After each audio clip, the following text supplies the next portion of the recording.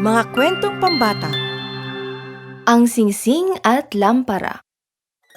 Ano kayang mangyayari kung ang lahat ng ating hiling ay matutupad? O makuha natin mismo kung anong nais natin kaysa sa kailangan natin? Well, alamin natin sa mahiwaga, pambihira, kamangha-mangha at bukod-tanging kwento ni Prinsesa Fina. Si Prinsesa Fina ang pinuno ng bayan ng Prosos. Mahal siya ng lahat.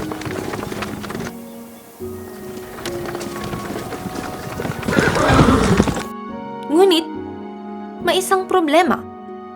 Nais niya na makuha ang lahat ng kanyang mga hiling ayon sa kagustuhan niya. Malambot ang boses mo. Nais kong magsalita ang mga tao sa paraang gusto ko. Ito ang dahilan kung bakit makapangyarihan na babae si Fina. Wala siyang tunay na kaibigan na madalas niyang ikinalulungkot.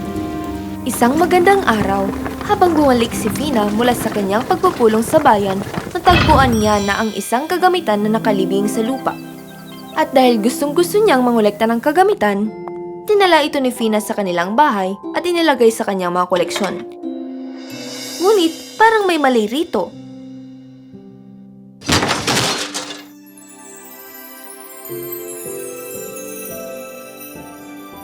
Ito'y Singsing! Hindi lang isang beses nakita ni Fina ang isang hiyas na napakaganda. Hinaplos niya ng lubusan ng singsing upang linisin ito. At poof!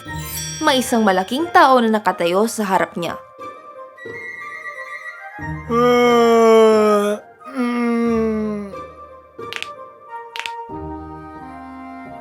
Wow! Ang pamumuhay sa singsing ay hindi madali. Hay!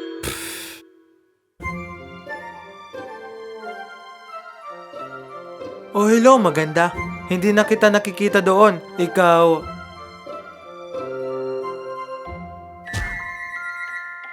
ay... nabigla? Paumanhin. Ganun pala. Ang aking alindog ang nagpagulat sa'yo, hindi ba? Well, dahil ba na ako ay lumabas sa isang singsing? Ha. Hi, ako ang iyong footman, pero hindi mo pagmamay-ari. Ako ay galing sa singsing, kaya kung sino ang may hawak nito ay sinusunod ko. Hindi makapaniwala si Fina sa nangyayari. Ang footman ay naglaan ng oras upang ipaliwanag na si Fina ay may hawak na mahiwagang singsing na tahanan ng footman ng higit sa isang siglo. Ipinaliwanag niya ng mabuti na siya ay footman at hindi genie. Genies? Ay, umaarte na parang may karapatan? Parang sa kanila lang nagsimula at nagtapos ang mundo, ha? Kita mo? Totoo yan, hindi ko kayang gawin ang mga bagay na ginagawa ng genie. Kaya ko lang kunin ang mga bagay na gusto mo. Pero nag-aalok ako ng bagay na hindi kayang gawin ng genie. Hahaha! Pang-apat na hiling.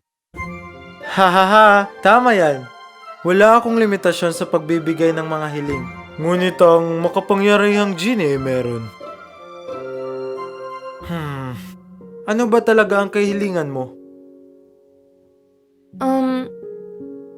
Okay. Hindi ko maproseso. Well, dahil makakakuha ka ng kahit anong gusto ko. Talagang gusto ko ng isang kaibigan. Ngunit ang tao makakasunod sa sasabihin ko at kayang gawin ang mga ginagawa ko.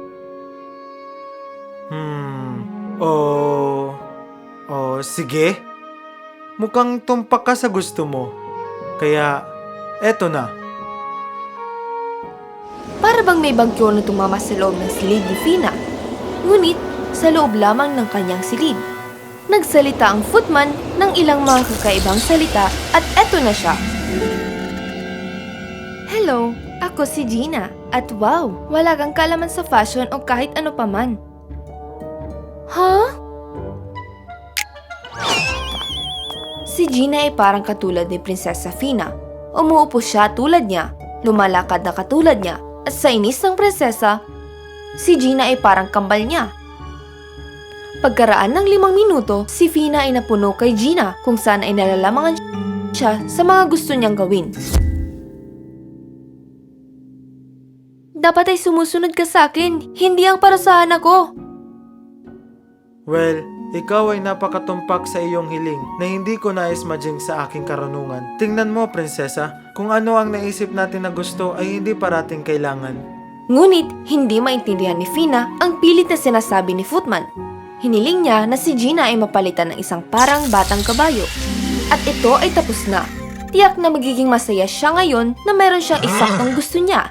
Ngunit, di kalaunan ay napagtanto ni Fina na wala rin siyang matatag na higaan. Hindi siya handa na alagaan ng isang hayop. Oh, ang buhok ng batang kabayo ay nalalagas. Kinakagat niya ang sapin ng higaan ko. Natakot sa hiyaw ni Fina ang batang kabayo at tumakbo ito palabas ng kanyang silid. Tumakbo ito sa loob ng palasyo at nasira ang mga kagamitan.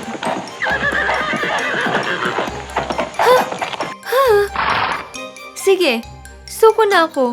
Ibalik mo na ang lahat. Nawala ang batang kabayo at si Prinsesa Fina at ang footman ay bumalik sa kanyang silid na parang walang nangyari. Umupo si Fina at mukhang malungkot. Nalungkot din ang footman para kay Fina.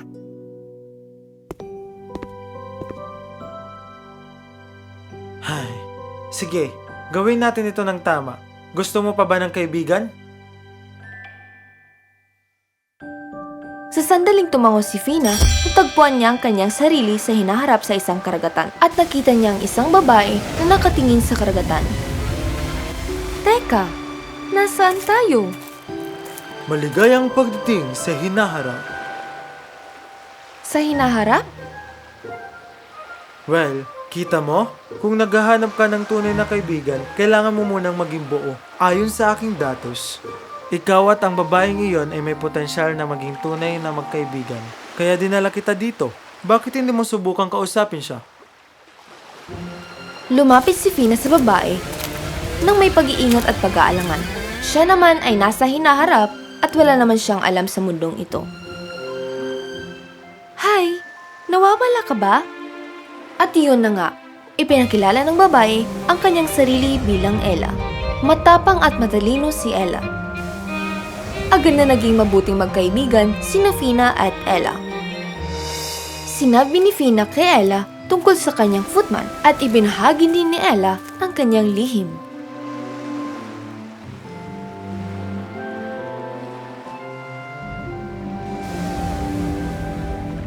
Hiniling ko ang isang tunay na kaibigan sa aking Ginny. Baka iyon ang rason kung bakit ka nandito, Fina. At hindi kita hahayaang mawala pa. Hindi. May genie ka? Oo. Siya'y nandito. Hindi. Huwag mo siyang tawaging... Oh, ginang. Ano ang susunod mong hiling? Maghintay ka, Mr. Footman. Ikaw ay hindi professional. Hoy! Dahil lang sa hindi ako nakasuot ng formal at walang accent ay hindi nangangahulugan na hindi ako professional. Anong nangyayari? Siyempre, naguguluhan ka, ginang. Nakasama mo ang isang footman. Hayaan mong ipakilala ko sa iyo ang paksa ng mahika. Kaming mga genies ang nagsimula ng negosyong magbigay kahilingan at ibinibigay namin kahit anong kahilingan, maliit man o malaki. At may kondisyon ito, syempre. Samantala ang mga footmen, ang kaya lang nilang gawin ay kunin ang mga gamit mo. Parang sobrang simple, kita mo? Tama. Kaya, Mr. Genie, maaari mo bang ibigay ang ikaapat na hiling? Ang katuwaan sa pagitan ng mga mahiwagang nilalang na ito ay mabilis na nawalan ng kontrol. At pareho silang humawak sa bahay ng iba. Ngayon ang Genie ay may singsing ni Footman at ang Footman ay may lampara ni Genie. Habang pareho silang mga boss ng bawat isa, ngayon ay nagsimula silang humiling sa bawat isa. Hinihiling ko na ang aking footman ay magsuot ng mahiwagang pangsayaw na sapatos. Hindi.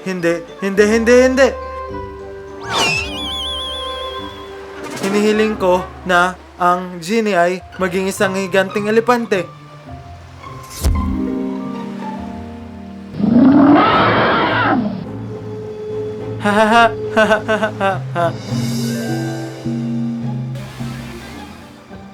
Tama na! Tigilan niyo yan para kayong mga bata. Ang salita ni Ella ay ang nagpatigil sa kanilang kalukuhan. Mr. Footman, ikaw ang nagturo na dapat nating palaging ibigay ang hinihiling at nais natin. Hindi mo ba naisip na kung nais mong igalang ka ni Mr. Genie, dapat mo muna siyang respetuhin? At Mr. Genie ay ganon din sa'yo. Kailangan mong ipunin ang kanyang tiwala. Isipin niyo ito, pareho ko yung may hawak na sobrang lakas sa bawat isa sa pamamagitan ng pagiging boss ng iba. Maaari mo itong magamit ng mas mahusay. Siguro magsimula ng isang negosyo sa kung saan, bilang magkaibigan. Hindi, Ella. Nagkita tayo sa pamamagitan ng mahika. Kung pareho silang umalis, pagkatapos ay magkakalayo tayo sa isa't isa at babalik ako sa aking oras at wala ka roon. Kung pwede, Ginang, kaya ko pang magbigay ng isang kahilingan para sa'yo kung gusto mo. Masisiguro kong mananatili kayong magkaibigan kahit na umalis na tayo. Ngunit mahal ang hiling na ganyan. Kailangan mong isuko ang buhay na meron ka. Maaring hindi ka na maging isang prinsesa. Okay lang yan. Hindi ko kailangang maging prinsesa para gumawa ng kabutihan sa mundo. Ang kailangan ko lang ay ang taong mapagkakatiwalaan ko. Alam ng Footman at Genie kung ano mismo ang dapat nilang gawin. Kinaumagahan, nagising si Fina sa isang bagong kama. Sa isang bagong bahay. Sa isang bagong bansa. Habang tumakbo siya palabas ng bahay, nakita niya si Ella na tumatakbo patungo sa kanya na may isang sulat. Fina, salamat sa Diyos na ikaw ay okay lang. Nakita ko itong sulat sa ibabaw ng aking lamesa. Mahal na Prinsesa Fina at Ginang Ella. Hinihiling ninyong makasama ang isa't isa, ngunit hindi iyon posible noong panahong nabubuhay pa si Prinsesa Fina. Naalala mo na sinabi kong mahal ito? Hahaha. Pero ngunit Ginang, hindi lahat ay alam kung ano talaga ang kailangan nila. Pero kayong dalawa ay alam. Ipinagmamalaki ka namin at magandang buhay! Niyakap ni Fina si Ella na walang lumbay sa kanilang dating malungkot na buhay. Si Fina sa buhay na ito ay tumatakbo sa pagkapangulo at si Ella ay isang sports ambassador. Ngunit ang pinakamalaga ay magkasama silang dalawa. At tungkol naman sa Footman at Genie, nakuha din nila ang lagi nilang gusto. Gawin mo yan ng isang beses at kukuskusin ko ang iyong lampara at hilingin kong maging palaka ka. Sigurado ka bang magagawa mong hilingin iyon habang sumasayaw ka? Hindi, ito na naman. At ang tanging gusto nila ay ang taong patuloy nilang pagtatalunan.